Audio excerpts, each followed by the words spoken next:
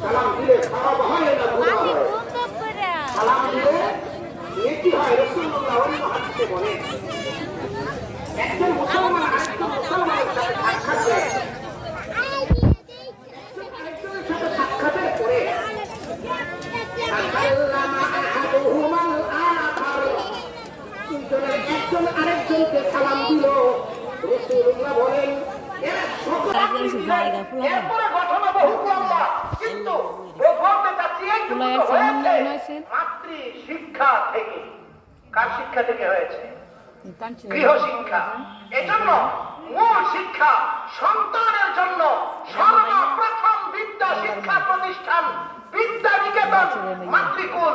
আল্লাহ পাক আমাদের সকলের জন্য, সকলের ভবিষ্যৎ প্রজন্ম সন্তানাদিদেরকে দ্বীনি পরিবেশ, দ্বীনি শিক্ষা ঘর থেকে দেওয়ার ব্যবস্থা করে দিন।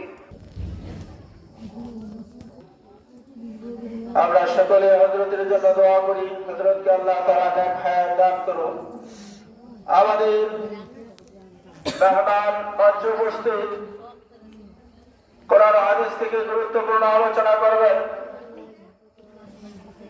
তো আপনাদের সকলের অবগতির জন্য বলতেছি, ওনার পরে আমাদের আজকের সম্মানিত মেহমান বুজুর্গ আল্লামা মুফতি জাফর আহমদ সাহেব দামাত বরকতুল আলিয়া, উনি আমাদের মাঝে উপস্থিত আছেন।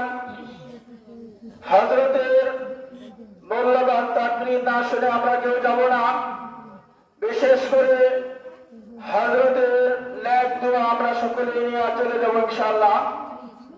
তো হযরতকে আমরা পেশ করার আগে